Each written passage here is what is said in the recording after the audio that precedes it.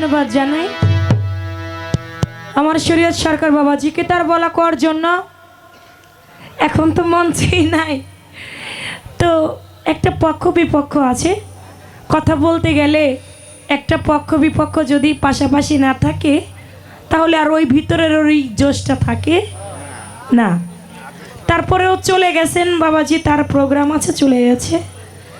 তবে একটা কথা বলছে, গল্প তো কয়েকটা দিছেই, আর একটু আমার উপর একটু রাগ তো বললে চলে না, কারণ পিসাব মানুষ যদি বলে রাগ হয়েছি তাহলে আবার একটু ক্ষতি। এখন বলে আমি একটু অনুরাগ হয়েছি মা বাবা, অনুরাগটা হবার জন্যই এই কথাগুলি আমার বলা ছিল, কারণ না সেতলে কখনো পুলিশ মনে হয় না। যখন সেতে তখনই মনে হয় যে না উনি একটা পুলিশ। তা আপনি এখন সেত ছিলেন বিধাই বুঝছি যে না, যে কিছু মাল মেডিসিন আপনার ভিতরেও আছে আছে। বলে জুতার কালিও কালি আর লিয়াকত আলিও আলী। কেন বললো এই কথা আমি বলছি বাবা। আদম তত্ত্বের পালা থেকে আপনি গান করলেন, মানুষ সারা খেপারে তুই মূল হারাবি, মানুষ ভসলে সোনার মানুষ হবি। তাহলে আপনি এটা কোন আদম তত্ত্ব গান করছেন? একটা আছে আদি আদম, একটা আদি আদম তত্ত্ব, আর একটা আছে বনি আদম, যেটাই সৃষ্টির মানুষ। এখন যে গানটা করলেন এটা তো সৃষ্টির মানুষের গান, তাহলে পালা দিয়েছে আদম তত্ত্ব, তাহলে তত্ত্বটা কোথায়? এই জন্য বলেছে আমি লালন সাইজির গান ভুল ধরার মতো সাধ্য আমি কেন, আমার বাপ দাদা 14 গোষ্ঠীরও নাই। ফকির লালন সাইজির গান, যার কথা এখনো পর্যন্ত রিসার্চ হচ্ছে আমেরিকার মতো একটা জায়গায়, তো সেই তার গান আমি ভুল ধরবো কেন? এই গান বড়ই ভালো গান, গুরু তত্ত্বের উপরের গান, বড়ই ভালো গান, এ গানের কোনো ভুল নাই। কিন্তু আমার জানার বাসনা ছিল আপনি কোন তত্ত্ব থেকে গানটি করেছেন। এটা কি বনি আদম থেকে করেছেন নাকি আদি আদম থেকে করেছেন? এটাই, আর কোনো বিষয় না। এখন রাগ হইয়া নি বাবাই, অনুরাগ হইয়া আমারে তো মা ডাকতেই আছে। এতবার মা, মানে যতবার মা ডাকে কেমন জানি বলা হয় না অতি ভক্তি চোরের লক্ষণ, আর কেমন একটা মনে হয়। বাবা একবার মা ডাকে, দুইবার মা ডাকে, তিনবার মা ডাকে, ঠিক আছে। বারবার যখন মা কয় তখন নিজের কাছে নিজের কেমন জানি কিরি, মানে এত মা কয় কে? আমার মনে হয় যদি সেতে আবার আইতেও পারে। কয় মা, আমার সাধক দলিল উদ্দিন বয়াতি বলছিল সাধে কি আর দলিল উদ্দিন মাইয়া দেখলে আম্মা কয়, তো সাধে আমার বাবা আর আমার মা ডাকে নাই। এতবার মা ডাকছে, মা ডাইকে নি, মারে এত ভালোবাসছে, মারে এত ভজা ভজছে, শেষ বেলায় 3টা 4টা প্রশ্ন করে বাবাই চলেই গেছে। বোঝগা মা তুই কেমন লাগে? প্রশ্নগুলা খুব ভালো। যেহেতু ইউটিউব চ্যানেলগুলি চলছে, তার মধ্যে আবার আপনারা আছেন, যেহেতু আপনারা আছেন, আমার বাবাজি থাক বা না থাক আপনাদের জন্য হইলো আমার বলতে হবে। এটি গান বললেন একদিন মাওলা আলী করে মোল্লা হজহু আমার দয়াল নবীর কাছে গিয়া জিজ্ঞেস করি, ইয়া রাসূলুল্লাহ আপনি কে? বলে কেন, আমি মুহাম্মদ।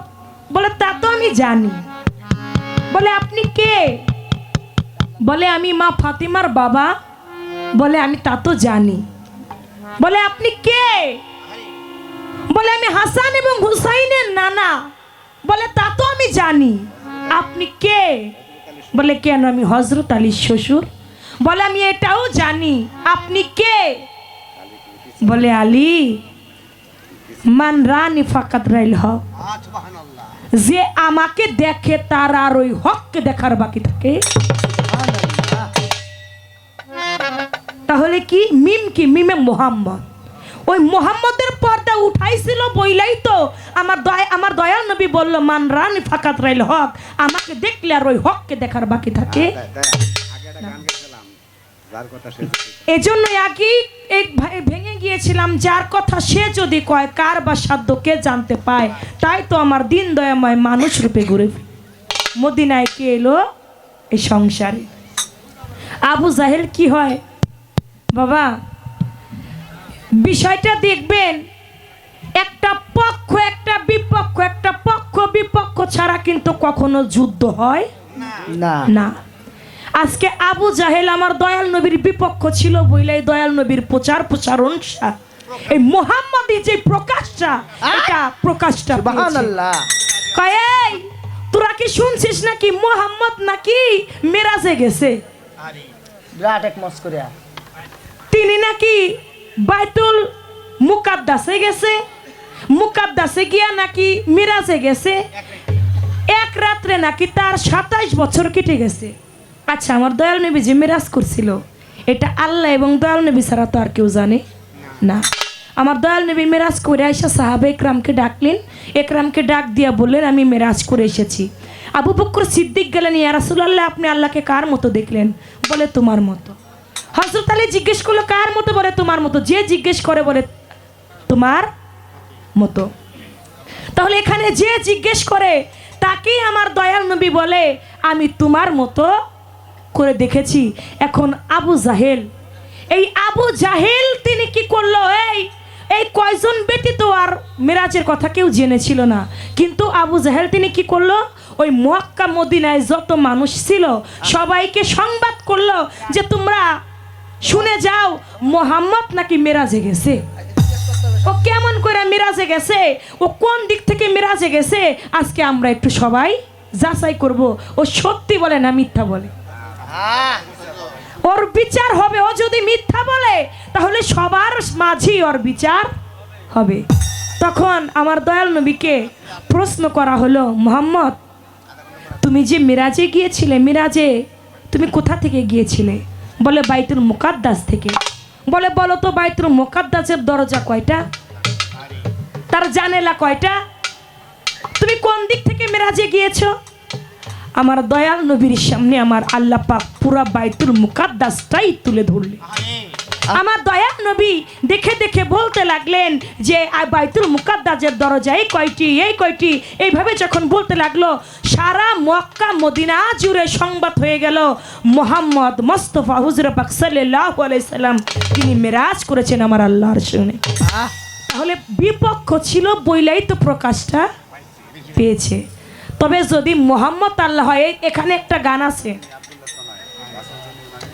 ফকির লালন সাইজি তিনি একটি গানে বলেছে রসুল যিনি নয় গো তিনি আব্দুল্লাহর তো নয়, আগে বুঝো পরে মজো নইলে দলিল মিথ্যা হয়। রসুল যিনি নয় গো তিনি আব্দুল্লাহর তো নয়, তনয় মনে আব্দুল্লাহর সন্তান।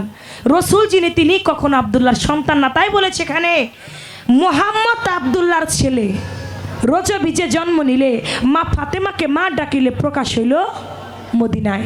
রসুল যিনি নয় গো তিনি আব্দুল্লাহর তো নয়। 4 ছেলে 4 মেয়ে গণনা, এই হলো সৃষ্টির সূচনা। 3 বিবি সাইয়েদিনা 11 বিবি রয় বাতুনে পড়ে রয়। মুহাম্মদ জন্মদাতা। মুহাম্মদ কি? তিনি জন্মদাতা। নবী হইল ধর্মপিতা। লালন বলে রসুল হইল সৃষ্টির দাতা, যেটা আল্লাহতে মিশের। গান একটা চলে আসছে, গান না গাইলে পরিপূর্ণ হবে না। এই তত্ত্ব নবী তত্ত্ব থেকে গানটি রেখে আর 2টি প্রশ্ন আছে জবাব করে আমি আমার পালাটা বন্ধ রেখে একটি বিচ্ছেদ করে আমি বিদায় নেব।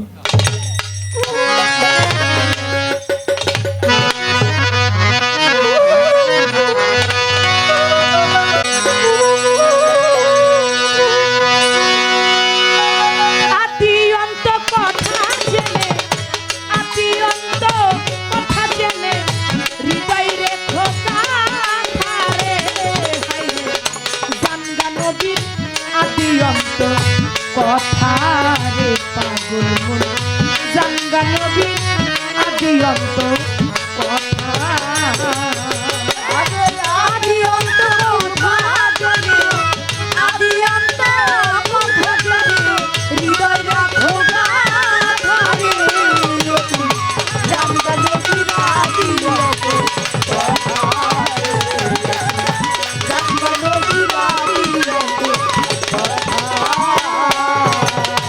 আগে আমার কথা ধরো, নবীকে তালাশ করো, তবে আল্লাহ পাইতে পারো। গুণ রাখিও গাধারে মন, গুণ রাখিও গাধারে মন, গুণ রাখিও গাধা।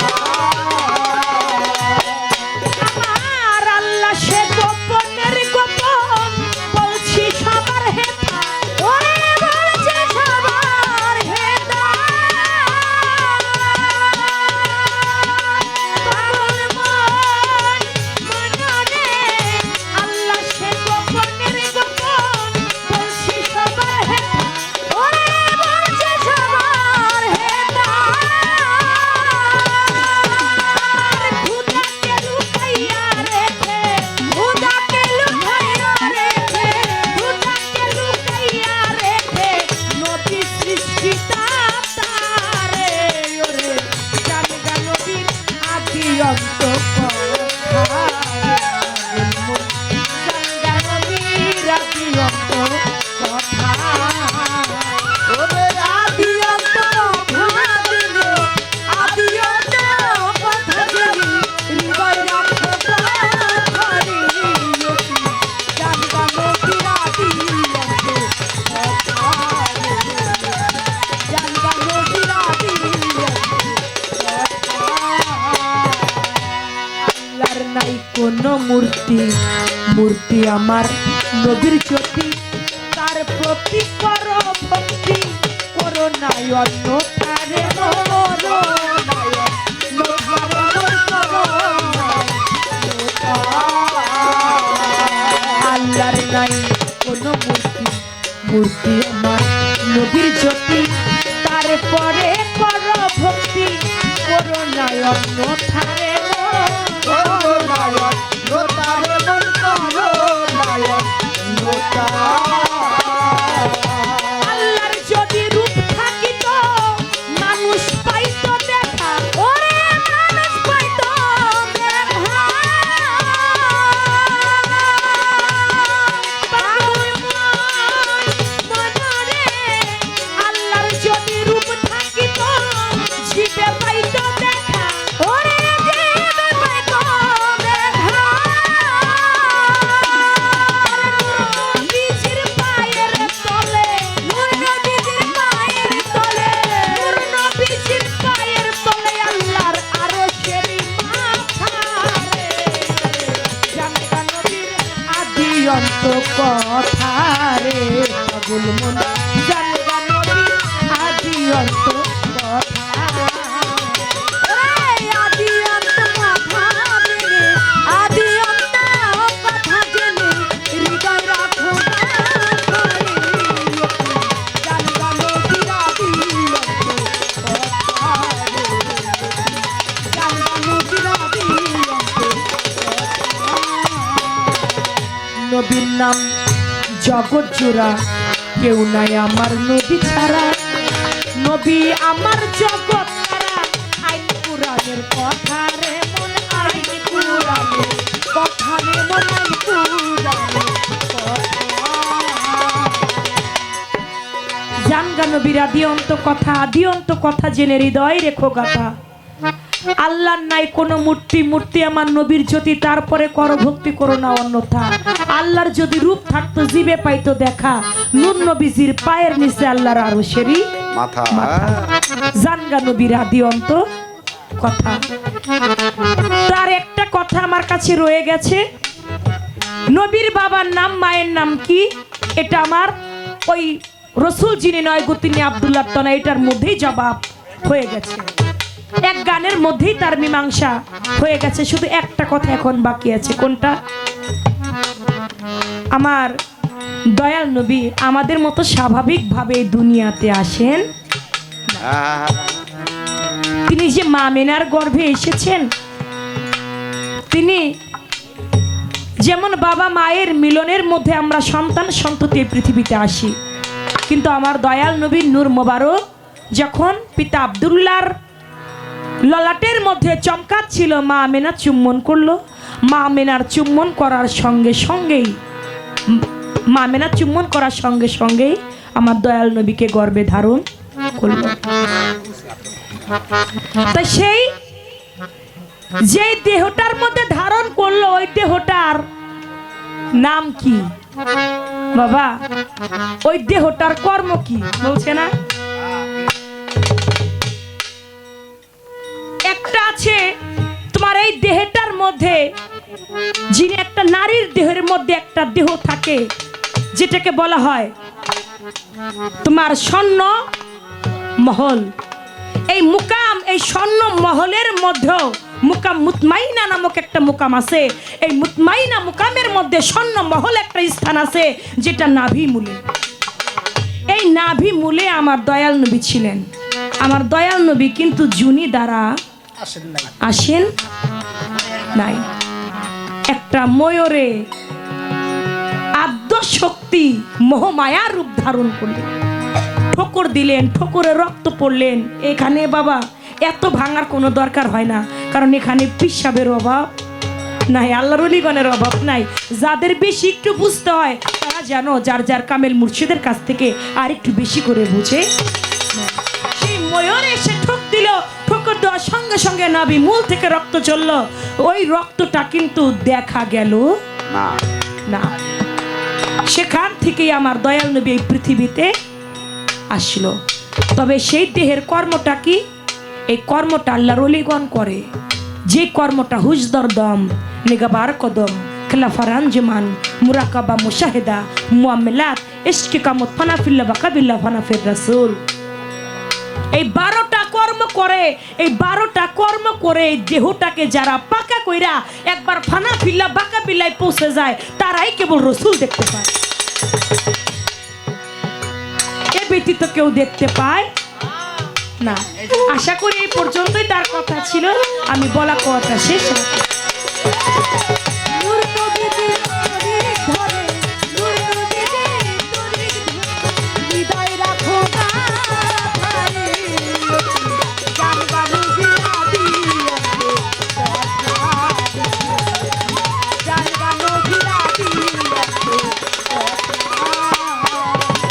নবীর নাম জগৎ জোড়া, কেউ নাই আমার দয়াল নবী ছাড়া। নবী আমার জগৎ তারা, আইন কোরআনের কথা রে মন, আইন কোরআনের কথা রে মন, আইন মুন্সি বাছের বলে পাগলা মোনা, ঘুরছ যথা তথা, ওরে ঘুরছ যথা তথা, পাগল মন মনরে বাছের বলে পাগলা মোনা, ঘুরছ যথা তথা, ওরে ঘুরছ যথা তথা। আমার নবীর আইন মানিয়া চলো, নবীর আইন মানিয়া চলো, নবীর আইন মানিয়া চলো, করো নাই অন্য ধারে, ওরে জানগা নবীর আদি অন্ত কথা রে, জানগা নবীর আদি অন্ত কথা,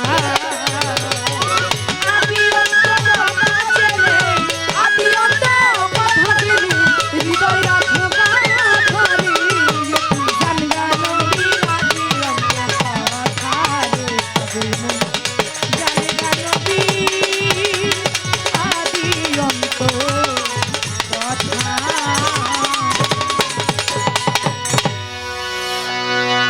যে 10 কথা